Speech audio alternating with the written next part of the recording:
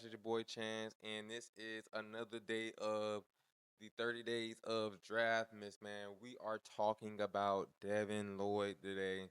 Devin Lloyd, we just got rid of, we just let walk. Yeah, 5 interceptions. Who cares? He is a Carolina Panther now. This is a guy we traded up for. This is a guy we traded up for. He was Six 6'3", 237 pounds. Big dude. Big dude. Can you imagine somebody running at you 5'5", 4'6", 6'3", 237 pounds, running full speed at you? I just think about what these guys do on a daily basis, and it's just crazy to me, man. But yeah. So today we're talking about Devin Lloyd. We're gonna see what the scouts had to say about him and see how he fared out. So far, that's what they said was Lloyd's athletic profile gave him the ability to play inside or outside linebacker, drop into coverage, and pursue plays sideline to sideline. Traits evaluators loved. He was often compared with modern linebackers who can handle multiple roles in today's defense. His experience and comfort in space made him a standout in coverage for a linebacker with good instincts reading routes and closing in on ball carriers and tight ends. In his senior year, Lloyd was among the most productive defenders in college football. 110 tackles, team high, 22 tackles for loss, 8 sacks, 4 interceptions, multiple defensive touchdowns. He was also Pac-12 Defensive Player of the Year and a consensus first team All American. Scouts praised his football intelligence, understanding offenses, diagnosing plays quickly, and using his eyes and movement to be in the right place at the right time. So, that was his strengths. That was a lot of strengths. This is what I can say about Devin Lloyd. His last year with the Jacksonville Jaguars, which is, of course, this past season, was immaculate. Outside of him being injured, it was beautiful. He played the pass well. They simplified it for him. He took the ball away. He scored. He stopped the run. He crushed running backs on swing passes when diagnosed quickly. Like, this was who we were waiting on this entire time. Unfortunately, he didn't show that until it was time for him to get paid. I'm not saying it was uh, saying it as if he did it because he wanted to get paid. More saying it as that's just what happened. His rookie year, he started off on fire. He started off with he won the Rookie of the Month, Pepsi Rookie of the Month or something like that. Got an interception against the Chargers. No, he broke up a pass against the Chargers.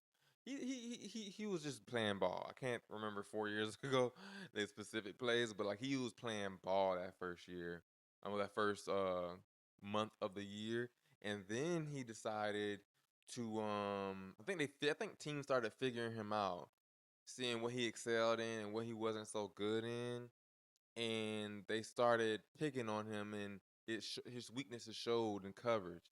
Um, he was a little confused with the run fits, and it just he was a rookie and it showed. So we're thinking, okay, he has some flashes. He'll bounce back next year, no problem. He ended up getting benched the next year by Chad Muma, who's no longer on the team. He didn't even get his full rookie contract fulfilled. He left probably the year after he took over for Devin Lloyd, and that kind of tells you what we saw in Devin Lloyd that year. It wasn't good. And that was a player we traded up for in the first round. It was very disappointing. Looked very confused out there, especially in passing situations. We can chop it up to coaching, chop it up to scheme fit, but yeah, in my eyes and our eyes, we as a fan, we weren't trying to hear that. We weren't trying to be understanding. We traded up for you. As a fan, if our organization trades up for you, quote unquote, we traded up for you, and we expected a talent that we traded up for, and that's just not what we got. The following year, Chad Muma got cut, I believe, and Devin Lloyd got his spot back on the field next to Foyer Luakon. This year, he still struggled with passing plays, and but the grade on the run defense was insane. I think he was like a top five running linebacker, just because of his run defense. Bare minimum, you're going to get a guy who fits the run and who's going to knock some guards back and shed and get some great tackles for loss, stops. I think that's what 2 yards, um, beyond 2 yards of line of scrimmage, and that's it. That counts as a stop on PFF. But yeah, bare minimum, you're going to get a really good run defender. Hopefully, uh, hopefully the Panthers know what they're getting into and know who Devin Lloyd is and what scheme he thrives in. They get paid enough to understand what's what and what's not. But I mean, all coaches aren't good coaches. Now, this past year, he put it all together. He put it all together. I'm talking run defense. I'm talking zone, jumping passes, catching the interceptions, running them back. Everybody saw the interception, the pick six from the Chiefs game. I went crazy. I was in Mexico with my wife, and I was just glued to the TV. And when he did that at the end of the game, I was just like, "We are back. Like we got something. We got something." I don't know what he did this offseason or what the coaches did this offseason, but we're back. And the funny thing is, we have the linebacker coach from the former linebacker coach from the Panthers. So hopefully you guys have a similar scheme for him, that we had, so he can excel. I'm hoping the best for him. Um, but yeah, he had 5 interceptions, crazy amount of a decent amount of tackles, big plays being made, PBUs, interceptions, tackles for loss, just big hits. He was a playmaker. You surround him with a lot of talent, he's gonna ball out. And like I said, bare minimum, he's going to stop the run. And that's really what you want from a linebacker. Um, but in modern day, you have to play the pass very well. You have to play the pass bare minimum in zone. Do not have this man playing man on anybody. Um, just don't do it. Have him blitz. Have him zone drop. Have him read the quarterback, spy on the quarterback. Those types of things.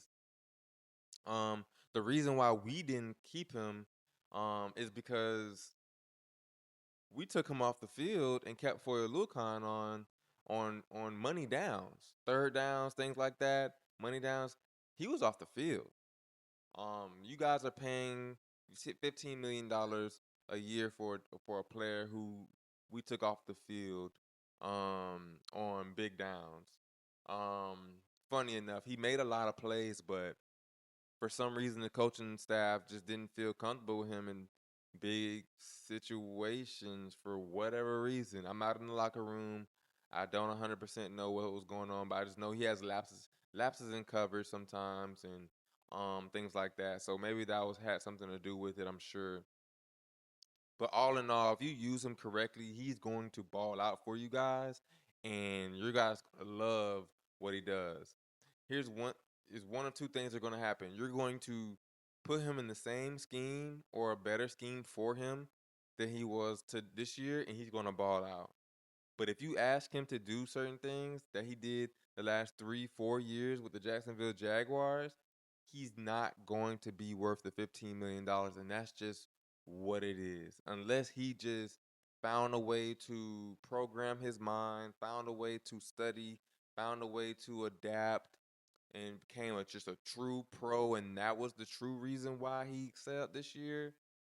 And it wasn't the scheme; it was him truly just learning. You guys are not gonna like him. So hopefully the Panthers know what they're doing. They know what they have in him. and they use him appropriately. If y'all do that, y'all got something. Y'all beat the Rams. Y'all made the playoffs, man, and y'all revamping y'all defense. So this is definitely a spark plug in your defense. Just use them correctly, and you got it, man. But yeah. So that's my synopsis on Devin Lloyd. Great linebacker. He'll be fun to watch if in the right system. Y'all have fun with him. We surely did. Enjoy 2026 season.